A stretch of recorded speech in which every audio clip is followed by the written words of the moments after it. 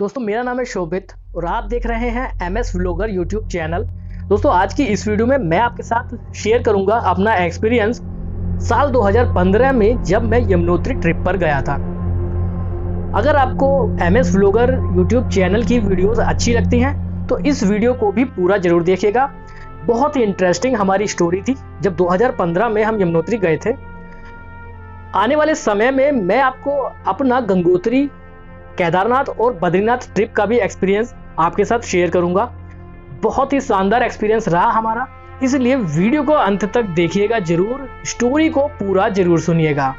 ये वीडियो आपको पसंद आए, ये स्टोरी आपको पसंद आए तो वीडियो को ज़्यादा से ज़्यादा लाइक और शेयर जरूर कीजिएगा, ताकि आने वाले समय में आपको मैं अपने एक्सपीरियंस शेयर कर सकूं आपके साथ और भी ज़्यादा, ताकि आपको किसी भी टूर को प्लान करने में कोई प्रॉब्लम ना हो जो मुझे फेस करनी पड़ी थी।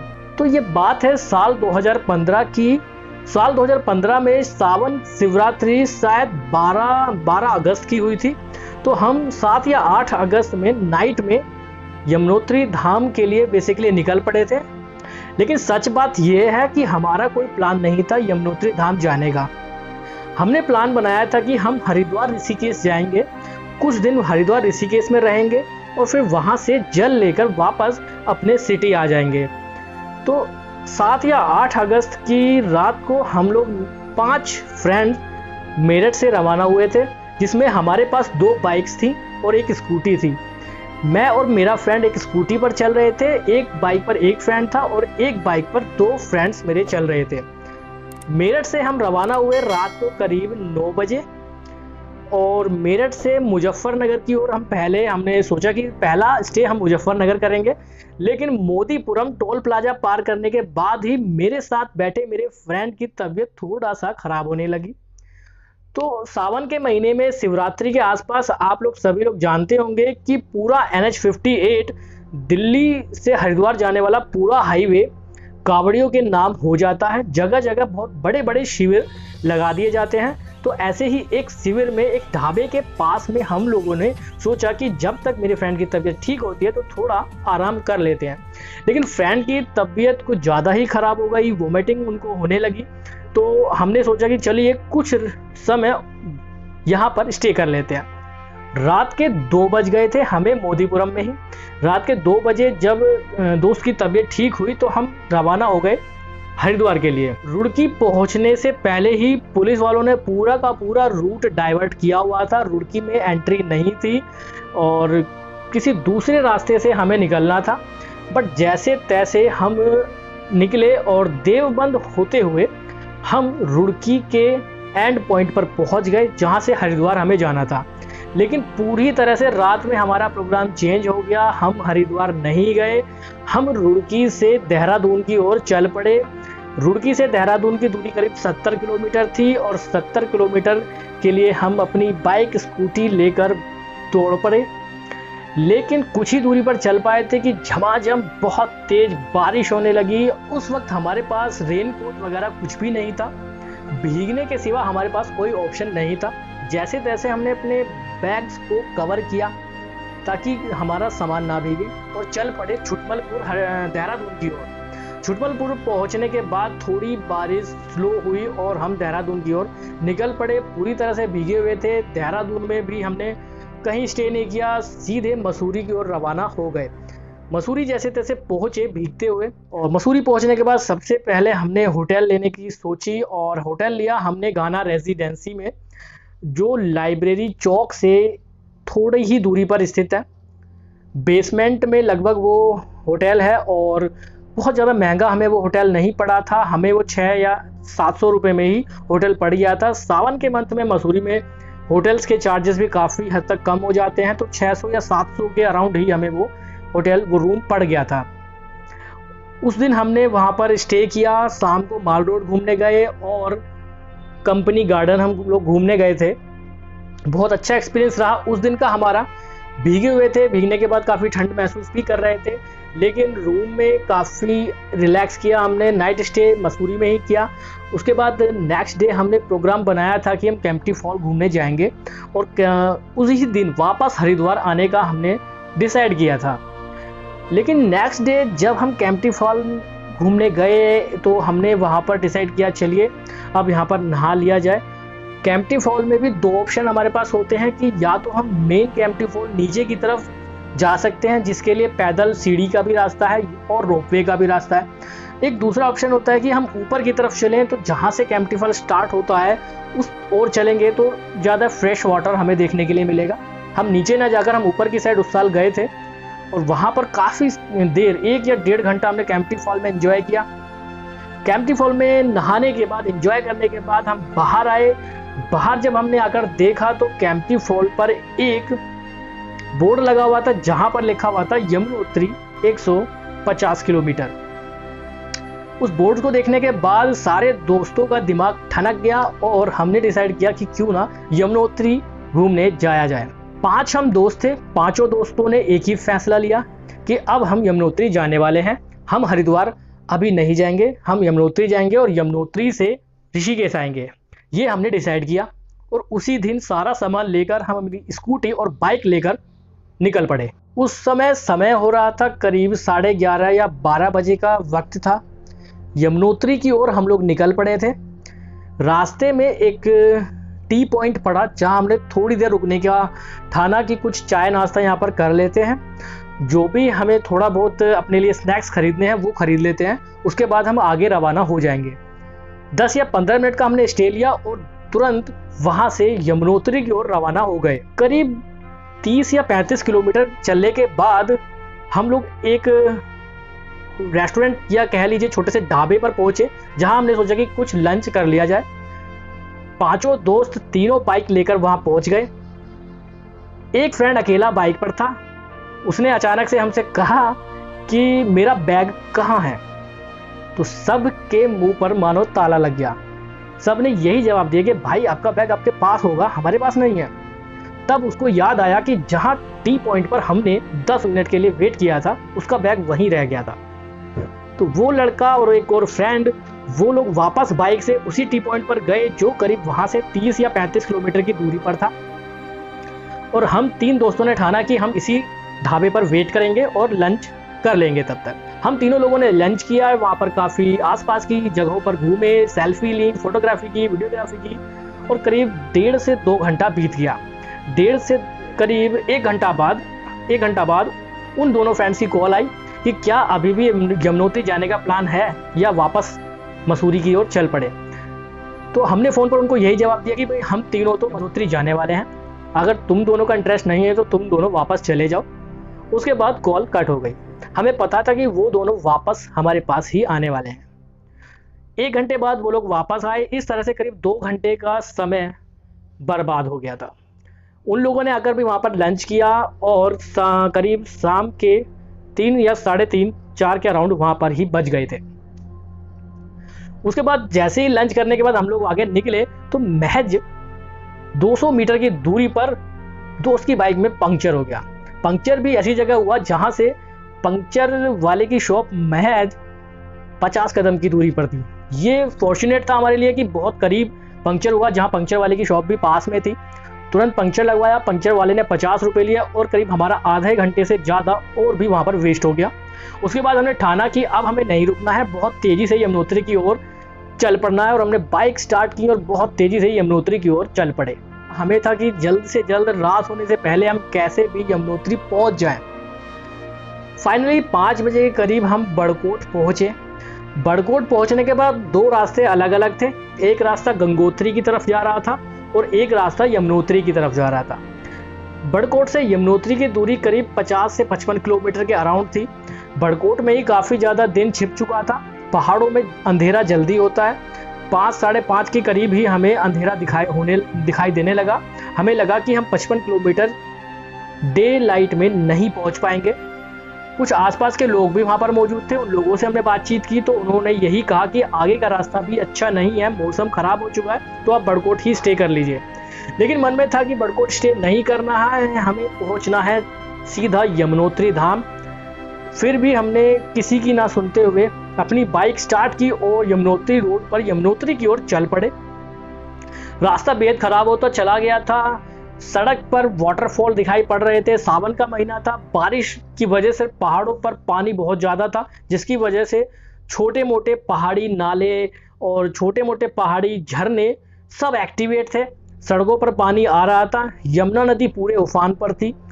कहीं ना कहीं थोड़ा थोड़ा डर लग रहा था, क्योंकि शाम के 6 बजे के बाद जब पूरी तरह से अंधेरा हो गया था तो रोड पर हमारी 3 बाइक्स के अलावा 2 बाइक और एक स्कूटी के अलावा कोई नज़र नहीं आ रहा था। रास्ता पूरी तरह से सुनसान था, डर भी था मन में और एक एक्साइटमेंट था कि हमें यमुनोत्री पहुंचना है। चलते गए, धीरे धीरे अंधेरा बढ़ता चला गया, डर भी अंदर कहीं ना कहीं बहुत ज़्यादा हो गया था। पहली बार हम किसी हिल स्टेशन पर इतनी दूर स्कूटी या बाइक से जा रहे थे। थोड़ा सा डर मन में बना हुआ था, कोई एक्सपीरियंस नहीं था हमें पहाड़ पर बहुत ज़्यादा बाइक चलाने का। पहली बार ही हम इतना दूर पहाड़ पर बाइक लेकर गए थे। साल 2015 की मैं ये कहानी आपको बता रहा हूँ। धीरे धीरे जब आगे बढ़ते गए तो रोड की स्थिति बहुत ज़्यादा ख़राब हो गई थी। उधर यमुना नदी जब पूरे उफान पर थी, बहुत तेज़ी से पानी के गड़गड़ाने की आवाज़ आ रही थी। बाद में मौसम भी ख़राब हो गया और धीरे धीरे बारिश स्टार्ट हो गई। अब हमारे पास ऑप्शन नहीं था कि हम वापस बड़कोट चले जाएं या आगे बढ़े, समझ नहीं आ रहा था। रास्ते में पूरी तरह से अंधेरा था, कोई लाइट्स का इंतज़ाम नहीं था। जो हमारी स्कूटी की लाइट थी वही हमारे लिए एक आसरा था कि कुछ हम देख सकें आगे, लेकिन वो लाइट इतनी ज़्यादा नहीं थी कि रोड को हम अच्छी तरह से देख सकें। कहाँ गड्ढा है, कहाँ पानी, कुछ भी समझ नहीं आ रहा था।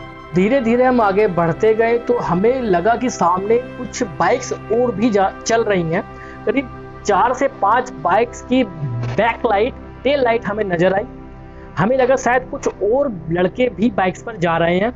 हमने अपनी बाइक की स्पीड थोड़ा बढ़ाई और उनके साथ उनके ग्रुप में शामिल होने की कोशिश की। एक जगह लाइट हमें दिखाई दी तो हम सभी लोग वहां पर रुक गए। वो चारों बाइक्स हरियाणा की थी और हम यूपी के थे। हम सभी लोग एक साथ एक ग्रुप में चलने लगे। रात के 8:30 बज चुके थे। पूरी तरह से रोड पर अंधेरा था। रोड की स्थिति जितना आगे हम जा रहे थे खराब होती जा रही थी, लेकिन पूरे ग्रुप ने, जो करीब 8 बाइक्स का ग्रुप बन गया था, 7 से 8 बाइक का ग्रुप बन गया था, सभी लोगों ने यही ठाना कि सब लोग साथ में चलेंगे, जहां रुकेंगे वहां स्टे भी सब लोग साथ में करेंगे और एक दूसरे से अलग नहीं होंगे। उसके बाद हम चलते गए। स्याना चट्टी आई, उसको भी हमने क्रॉस कर दिया। रात के करीब 9 बज चुके थे। थोड़ा और आगे बढ़े तो रास्ता और भी ज़्यादा खराब होता जा रहा था। स्कूटी जब हम पहाड़ों पर चला रहे थे तो स्कूटी में भी थोड़ा बहुत प्रॉब्लम हो रही थी। वो पिकअप उतना ज़्यादा नहीं ले रही थी जितना हम एक्सपेक्ट कर रहे थे।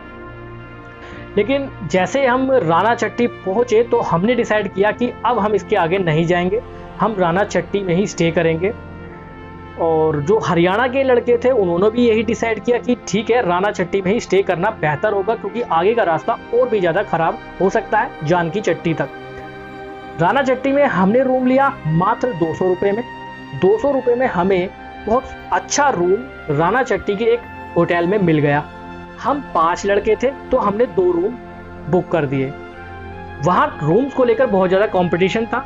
पहले हमें रूम का प्राइस बताया गया 500 रुपये, फिर दूसरे होटल वाले ने बताया 400 रुपये, फिर पहले वाले होटल ने 300 किया और फिर दूसरे ने 200 कर दिया।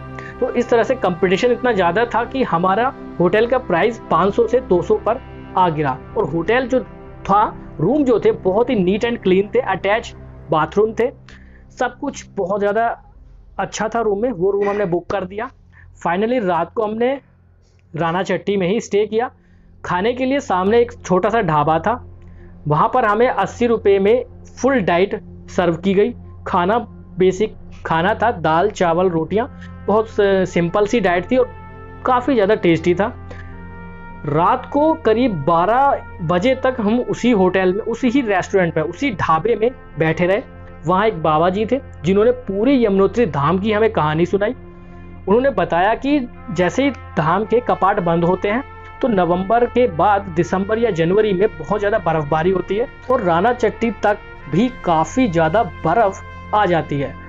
तो 12 बजे तक हम ढाबे पर बैठे रहे। उसके बाद हमने डिसाइड किया चलिए अब आराम करना चाहिए, क्योंकि नेक्स्ट डे हमें यमुनोत्री धाम भी जाना है। नेक्स्ट डे के लिए ढाबे पर हमने अपना खाना बुक कर दिया था, क्योंकि बहुत ज़्यादा पब्लिक वहाँ नहीं थी तो वो लिमिटेड ही खाना बना रहे थे। तो हमने पहले से ही 5 लोगों के लिए खाना वहाँ बुक कर दिया था लंच के लिए। नेक्स्ट डे अर्ली मॉर्निंग हम 7 या 8 बजे राना चट्टी से जानकी चट्टी की ओर रवाना हो गए। 45 मिनट से लेकर 1 घंटे में हम जानकी चट्टी पहुंच गए, जहां फ्री पार्किंग में हमने अपनी स्कूटी और बाइक पार्किंग में लगा दी। वहां से मात्र 6 किलोमीटर की दूरी पर यमुनोत्री धाम था। हम पैदल रास्ते से ही यमुनोत्री धाम की ओर चल पड़े। कुछ ही दूरी पर चलने के बाद एक भैरव मंदिर आया। भैरव मंदिर से थोड़ा आगे जाने के बाद एक और नया रास्ता दिखाई दिया, जिस पर लिखा हुआ था वैकल्पिक मार्ग।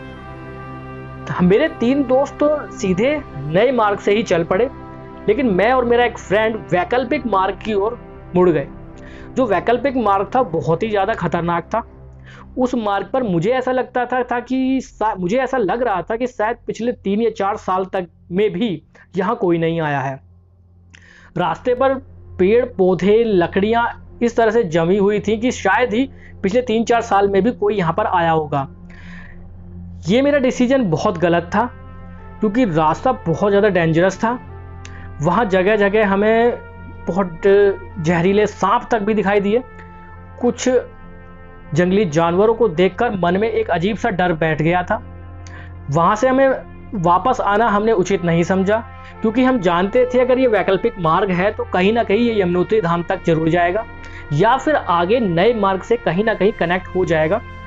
फिर भी हम डरते हुए और उस वैकल्पिक मार्ग से चलते गए। वैकल्पिक मार्ग पर जगह जगह लैंडस्लाइड हमें देखने के लिए मिल रही थी, लेकिन किसी भी तरह का वहाँ पर ऐसा इंतजाम नहीं था कि अगर कोई परेशानी किसी श्रद्धालु को आती है तो उसके लिए किसी भी तरह की हेल्प की अवेलेबिलिटी वैकल्पिक मार्ग पर नहीं थी।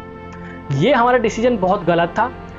धीरे धीरे हम आगे की ओर बढ़ते गए। रास्ता बहुत ज़्यादा कठिन था, खड़ी चढ़ाई थी और हम पूरी तरह से थक चुके थे। फाइनली 3 किलोमीटर के उस वैकल्पिक मार्ग से हम फाइनली नए वाले रास्ते पर कनेक्ट हो गए। तब हमें लगा कि चलिए हम नए रास्ते पर आ चुके हैं। वहाँ से थोड़ा आगे जाने के बाद हम यमुनोत्री धाम पहुँच गए। यमुनोत्री धाम पहुँचने के बाद सबसे पहले हमने वहाँ पर मौजूद गर्म कुंड में स्नान किया। गर्म कुंड का पानी बहुत ज़्यादा गर्म था, लेकिन श्रद्धालु की सुविधा के अनुसार वहाँ पर गर्म कुंड में कुछ ठंडा पानी भी मिला दिया जाता है, ताकि श्रद्धालु आसानी से गर्म कुंड में स्नान कर सके। गर्म कुंड में स्नान करने के बाद हमने वहाँ से थोड़ा प्रसाद खरीदा और यमुनोत्री धाम में दर्शन करने के लिए पहुँच गए। यमुनोत्री धाम में भीड़ बिल्कुल नहीं थी। हमें दर्शन के लिए लाइन में नहीं लगना पड़ा और तुरंत ही हमें माँ यमुनोत्री के दर्शन हो गए।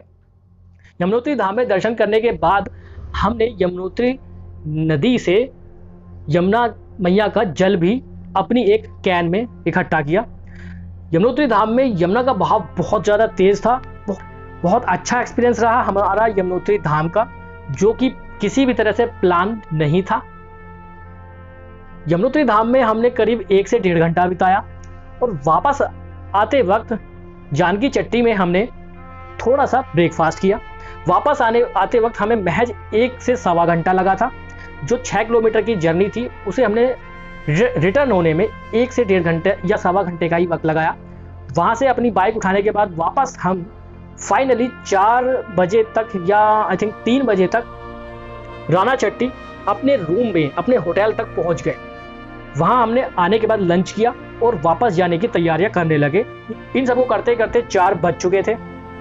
हमने डिसाइड किया कि अब हमें यहाँ से तुरंत निकलना चाहिए, क्योंकि नेक्स्ट डे शिवरात्रि थी और शिवरात्रि के दिन अपने घर के आसपास के मंदिर में हमें गंगा जल चढ़ाना था। जब शाम को 4 बजे हम राना चट्टी से जैसे ही निकलने को रेडी हुए, तुरंत झमाझम बहुत तेजी से बारिश स्टार्ट हो गई। अब हमारे पास ऑप्शन नहीं था कि हम राना चट्टी दोबारा स्टे कर सके, क्योंकि नेक्स्ट डे शिवरात्रि थी। हमें शिवरात्रि तक अपने शहर वापस आना था। उसके लिए हमने बारिश में ही चलना सही समझा कि अब हमें निकलना ही पड़ेगा। शाम को 4 बजे हम राना चट्टी से निकले और बड़कोट आते आते हमें 6 से ज़्यादा बज चुके थे। बड़कोट में आने के बाद अंधेरा हो चुका था।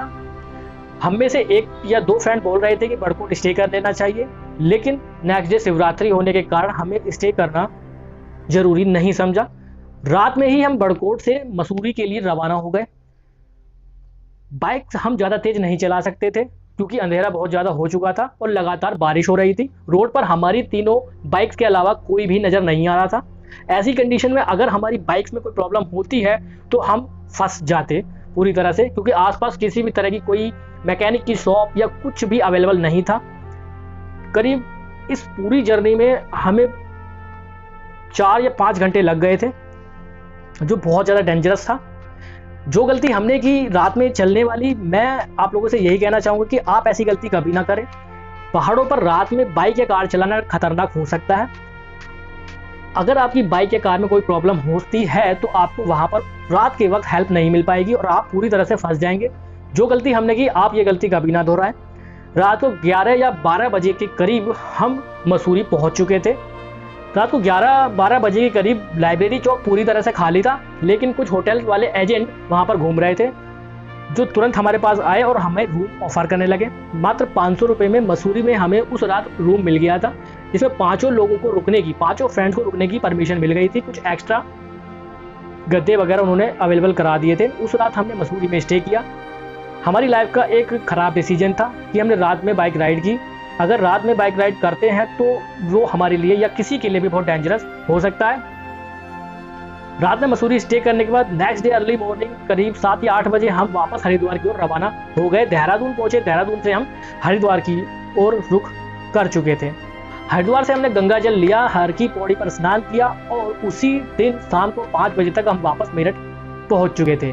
तो ये था मेरा यमुनोत्री धाम का एक्सपीरियंस। कैसा लगा आपको ये एक्सपीरियंस, हमें कमेंट बॉक्स में बताइएगा। और क्या आपको आगे भी गंगोत्री, केदारनाथ और बद्रीनाथ धाम का मेरा एक्सपीरियंस देखना चाहते हैं, कमेंट बॉक्स में बताइएगा। वीडियो को ज़्यादा से ज़्यादा लाइक और शेयर जरूर कीजिएगा। बहुत बहुत धन्यवाद।